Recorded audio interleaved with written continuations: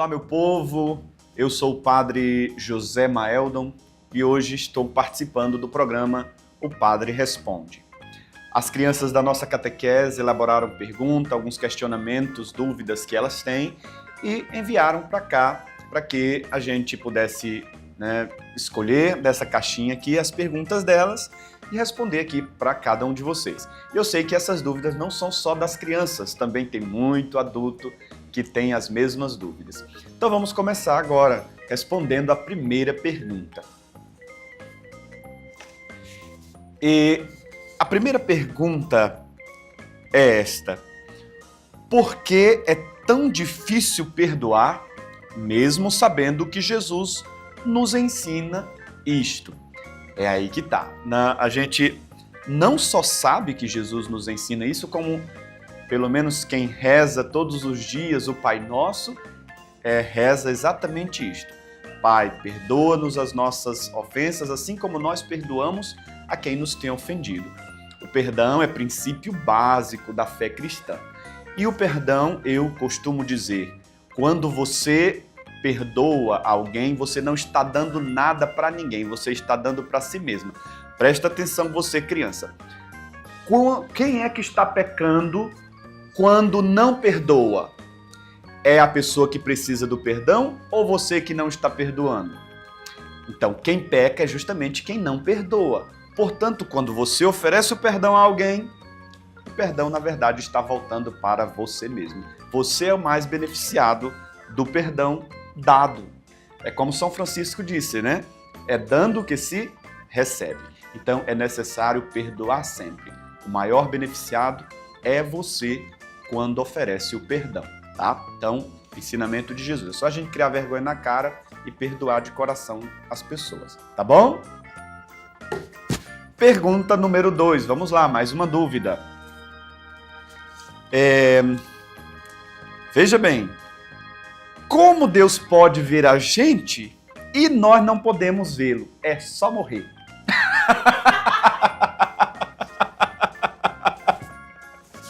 Brincadeira, brincadeira. Veja bem, quando a gente morre, diz a palavra de Deus, veremos face a face. Por enquanto, vemos somente a penumbra, mas quando morrermos, então, o veremos face a face como ele é. Mas brincadeiras à parte,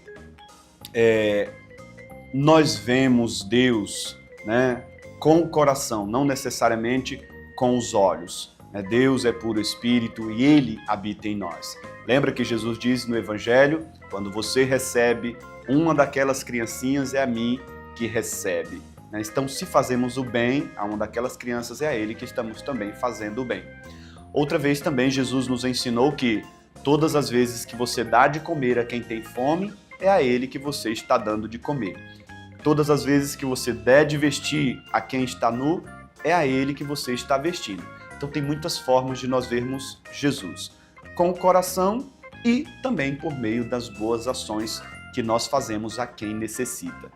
Deus se identifica com os seus filhos, inclusive você, né? Deus se identifica na sua pessoa. Então, quando você estiver desejoso de ver Deus, é só você fazer o bem a quem necessita e lá o verá. Uma outra forma também de você ver a Deus é justamente na missa, pois na hora da transubstanciação, aquela hóstiazinha que deixa de ser hóstia e se torna o corpo de Cristo, ali é Jesus mesmo, real, presente, vivo na comunhão. Então, olhar para a Eucaristia é ver Deus diante dos teus olhos, tá bom? Espero que tenha tirado esta dúvida. Nós podemos ver Deus sim, é só vir à missa, viu? Deixa de preguiça e vem. Pergunta número 3. Vamos lá. Agora aquela resposta do é só morrer que vê, pronto, ficou bom, né? Bota nos batidores. Vamos lá, pergunta número 3. Algumas pessoas dizem que a Santa Maria teve outros filhos além de Jesus. É verdade? É verdade, ela teve muitos outros filhos, inclusive você.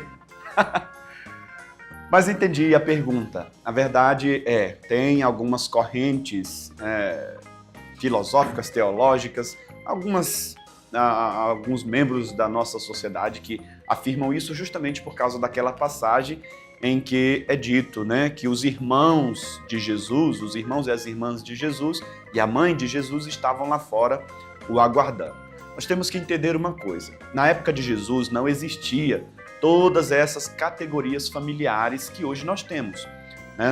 Não tinha categoria sobrinho, não tinha categoria tio. Ninguém olhava para o seu tio dizendo, bença tio, ou então para o seu sobrinho e dizendo, olha o meu sobrinho. Sabe aquele teu primo chato? Ninguém se dirigia dizendo, ele é meu primo. Não existiam estas categorias na linguagem na época de Jesus, tá? Então, como é que todo mundo se dirigia um para o outro?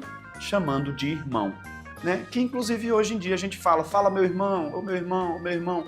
Então, as únicas categorias que existiam era de pai e irmãos. Inclusive, quando a gente pega o livro dos Números, que tem muitas genealogias, a gente vê justamente, ele não falava de parentesco, ele dizia assim, o José, que é filho de Maria, que é filho de Benedito, então assim, tá? Então, era apenas pais e irmãos, as categorias que existiam, tá bom? Espero ter respondido mais esta dúvida para você. Vamos a mais uma perguntinha, deixa eu ver. Espero que não seja tão difícil essa aqui. O que fez o Senhor querer ser padre? Então, antes de tudo, essa pergunta é muito importante, viu?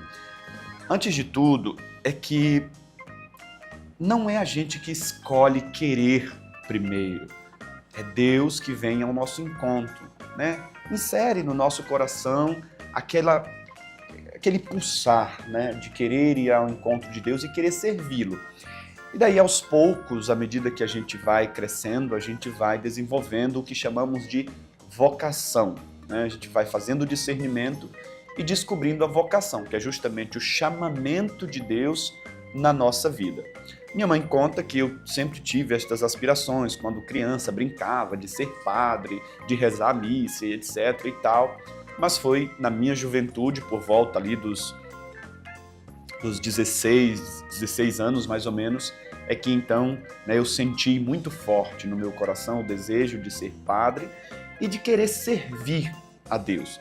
E aí então, com o convite de um seminarista na minha comunidade, eu aceitei a proposta de ir ao encontro vocacional e no ano seguinte entrei no seminário, fiz o discernimento e então fui ordenado padre pelas mãos do bispo Dom Luiz Ferrand, tá bom? Então, se você também sente no coração este chamamento de Deus, né, aprofunda isso, né, faz um discernimento e não tenha medo de dar sua resposta positiva para Deus, não. Vale a pena. Eu sou muito feliz como padre e tenho certeza que se você tem esse chamamento de Deus, essa vocação, também será feliz em realizá-lo, tá bom? Próxima pergunta. Vamos lá, mais uma.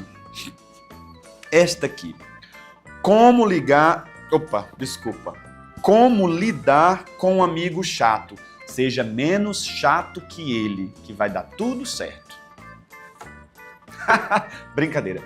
Veja bem, não tem pessoas chatas, só tem pessoas que pensam diferente de você.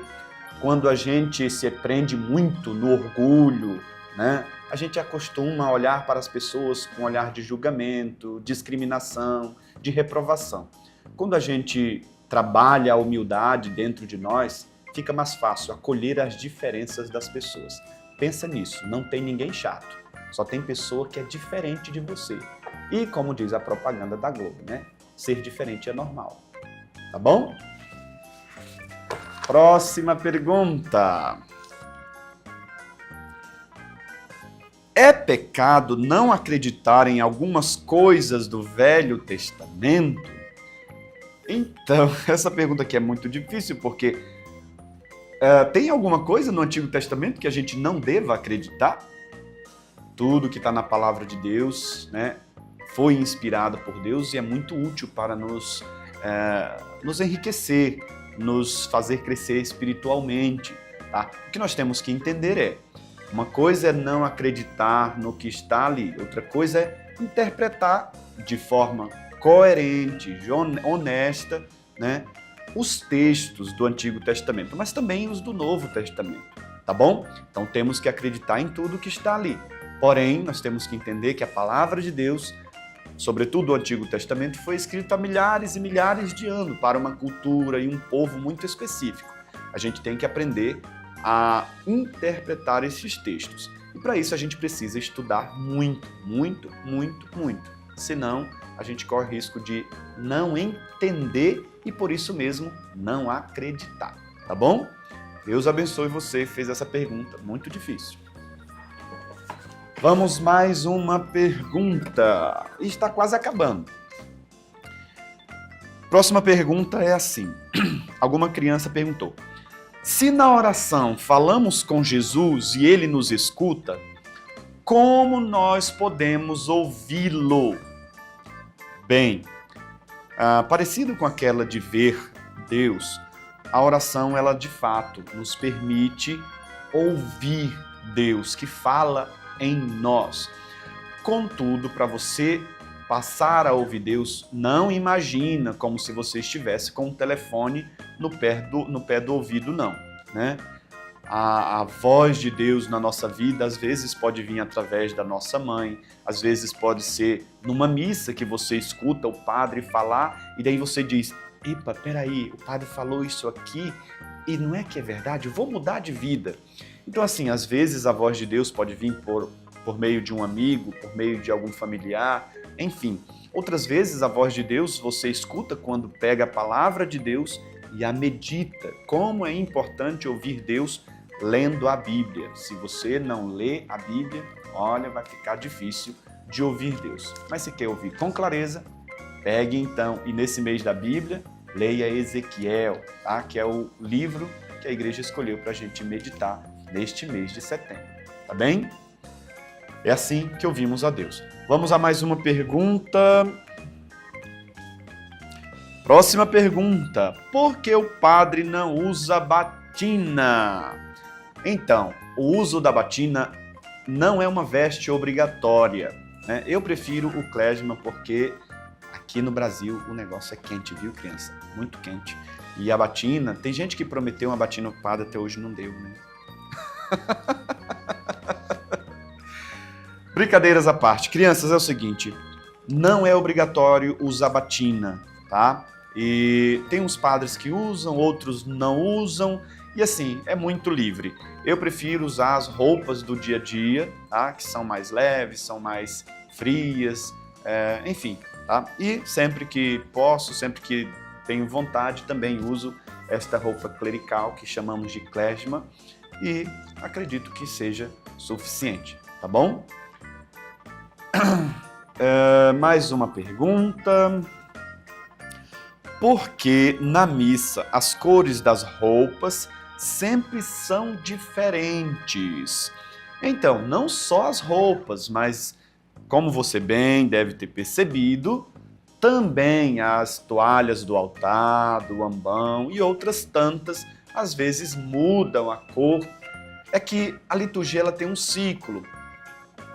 Geralmente, no tempo comum, a gente coloca verde, porque é o tempo que as leituras nos falam da esperança, né? Da certeza de que, por meio de nós, Deus está agindo e etc. Quando a gente chega, por exemplo, no período da Quaresma, a gente usa o roxo, porque é a cor que transmite o mistério de Deus, tá? Então, assim, as cores litúrgicas, elas evidenciam o tempo, né, litúrgico que a gente está celebrando. Para saber mais, é só você pesquisar um pouquinho sobre os ciclos litúrgicos ou as cores litúrgicas. Pega seu celular, porque ele não serve só para Free Fire, tá? E pesquisa aí sobre as cores litúrgicas que você vai aprender melhor, tá bem? E é por isso que a gente muda as cores das vestes ao longo do ano durante as missas, tá bem? Mais uma perguntinha, e a última desta rodada, onde o padre responde. O que você sentiu na primeira Eucaristia, na primeira comunhão? Olha, faz bastante tempo que fiz a primeira comunhão, mas me recordo até hoje aquela sensação da hóstia em minha boca. Parecia que eu estava flutuando quando recebi a comunhão pela primeira vez. E assim, de verdade, naquele dia parecia assim que o mundo podia acabar, que estava tudo certo, né? Eu sentia Deus assim, né, em mim muito forte. Inclusive, eu fiz uma coisa que não é muito recomendado, né?